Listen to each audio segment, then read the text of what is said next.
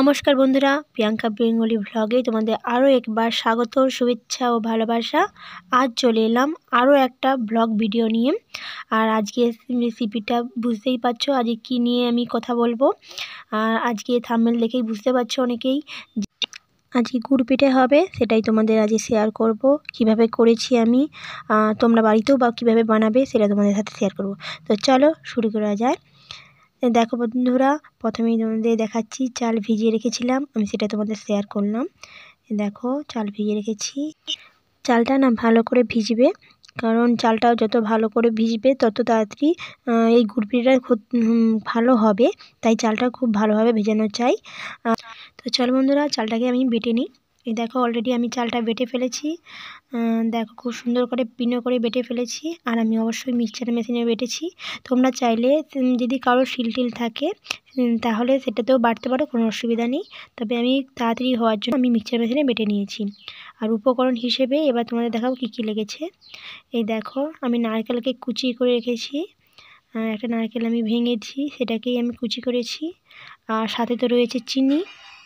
দেখো গোটা নারকেলটাকে আমি ভেঙেছি, ছোটো ছোটো করে কুচি ফেলেছি। আর চিনি রয়েছে, চিনিটা তোমরা পরিমাণ মতোই দিয়ে দিবে। আর আমি বাটিতে নিয়েছি কতটা চিনি দেব সেটা পরিমাণ মতো চিনি নিয়েছি। এবার আমি নুন দেব, নুনটাও আমি পরিমাণ মতো নিয়েছি, যতটা লাগবে। তোমরা বাড়িতে যতটা পরিমাণ মতোই নুন দেবে অবশ্যই, কারণ টেস্টটা কিন্তু নুন আর চিনির উপর নির্ভর করে। আর দেখো অলরেডি আমি ময়দাটাও নিয়েছি এক বাটি। এবারটা আমি দেখাচ্ছি তোমার চাল বেটে অবস্থা কীরকম। আমি চালটা বেটেছি, এবারে তোমাদের সাথে শেয়ার করলাম। এই দেখো চালটা না পাতলা পাতলা করে বাটা হবে, কারণ গুড় পিঠে মানে এটা পাতলাই হয়। আর এরপরে আমি উপকরণ হিসেবে কী কী দেবো সেটা তোমাদের দেখিয়েছি, এবার সেগুলো আমি মিশাবো। আর বাটাটা কিন্তু এরকমই পাতলাই হবে, খুব বেশি মোটা হবে না। এই দেখো আমি ফার্স্টে নুনটা দিয়ে দিচ্ছি অলরেডি বন্ধুরা, পরিমাণ মতো আমি নুনটা দিয়ে দিলাম। খুব বেশি নুন দেওয়া যাবে না, কারণ গুড় পিঠে মানে মিষ্টিটা বেশি থাকে আর নুনের পরিমাণ কম থাকে।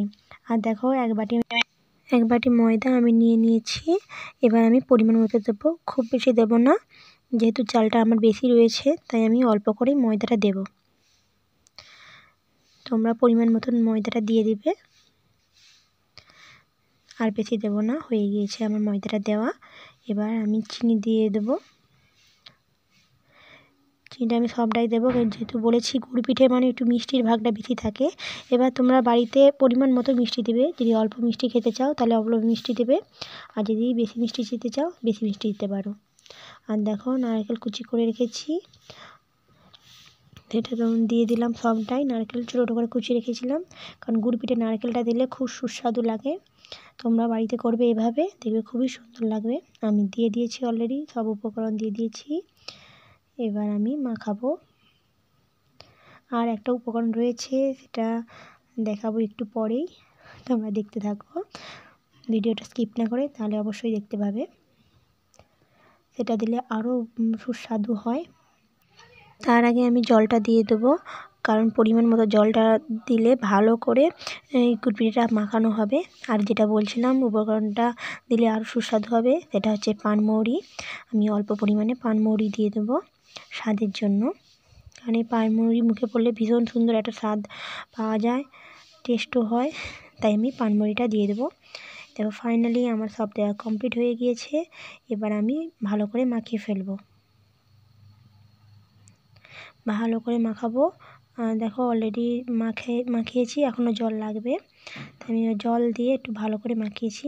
এবার তোমাদের শেয়ার করলাম কেমন হয়েছে। এই দেখো বন্ধুরা, খুব সুন্দরভাবে পিনো হয়ে গেছে অনেকটাই। আর খুব বেশি মোটাও করিনি আর পাতলাও করিনি, জল দিয়ে আমি পরিমাণ মতোই দিয়েছি।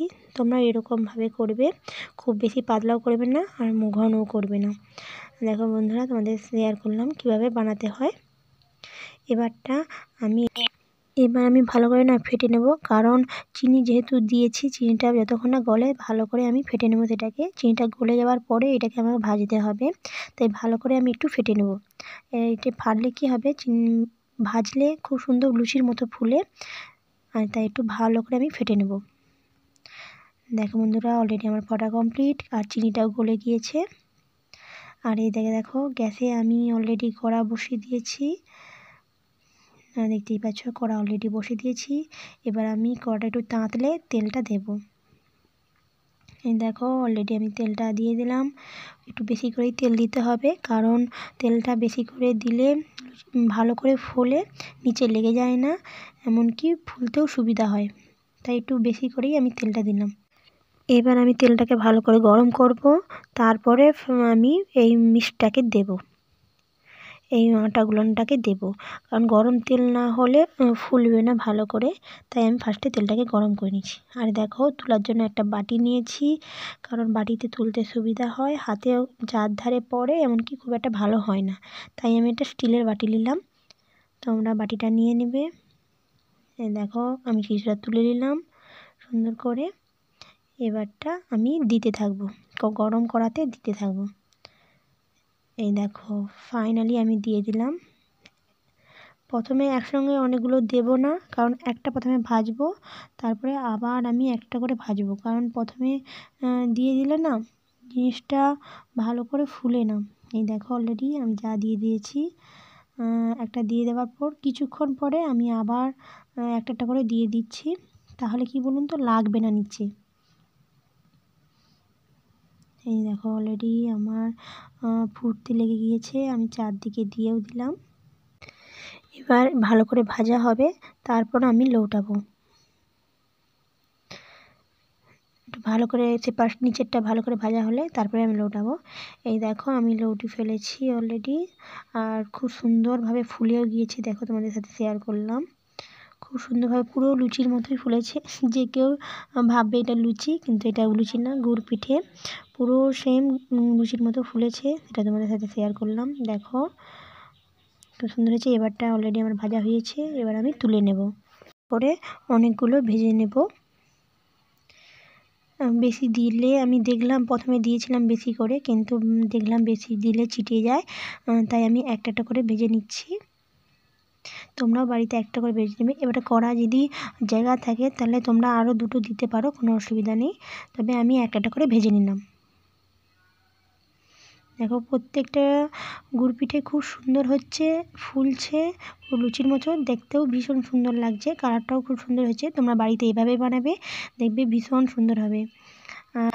আর বন্ধুরা যদি ভালো লাগে অবশ্যই একটা লাইক আর কমেন্ট করবে, আর সাবস্ক্রাইব করবে, তাহলে কী বলুন তো এইভাবে আমার ভিডিও বানাতে আরও আমরা উৎসাহী হব, আরও ভালোভাবে করার চেষ্টা করব। তো দেখো বন্ধুরা এবার অলরেডি আমার একটা করে আমি ভেজে নিয়েছি, আর প্রত্যেকটা গুড় পিঠেই খুব সুন্দর করে ফুলছে।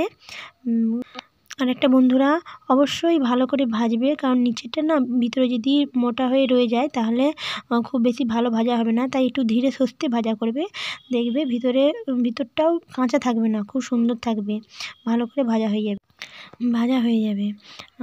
আর তোমরা আস্তে আস্তে অবশ্যই ভাজবে, কারণ বেশি যদি আগুন লেগে যায় তাহলে তাপ লেগে যায় তাহলে অলরেডি ভিতরটা পুড়ে যেতে পারে, বাটটা পুড়ে যেতে পারে, তাই অবশ্যই তোমরা সেদিকে খেয়াল করবে। দেখো অলরেডি ভাজা হয়ে গেছে, এবার আমি তুলে নেব। আজকের রান্না আমার কমপ্লিট। আপাতত তোমাদের সাথে শেয়ার করলাম, কেমন হয়েছে অবশ্যই একটা কমেন্ট করবে। আমি এরকম করে অনেকগুলো ভেজে নিলাম, আমার এখনও কিছুটা বাকি রয়েছে, সেগুলো আমি ভেজে নেব, আর সবগুলো একসঙ্গে তোমাদের সাথে শেয়ার করব কেমন ভেজেছি আর কেমন হয়েছে। আর তোমরাও বাড়িতে বানালে সেভাবেই সুন্দর হবে, সেটা তোমাদের সাথে শেয়ার করে নেব।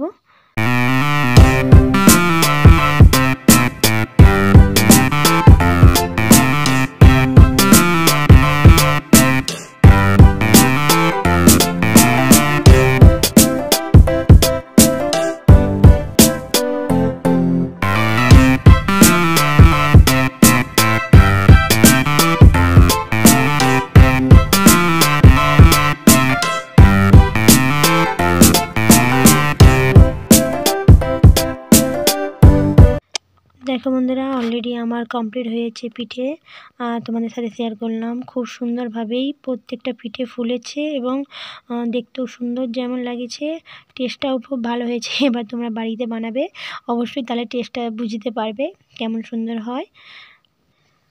এমনকি তোমরাও কমেন্ট করবে আমাকে কেমন হয়েছে, তোমরা বাড়িতে কীভাবে বানিয়েছো আর কেমন হয়েছে সেটা কমেন্টে জানাবে, তাহলে আমারও খুব ভালো লাগবে।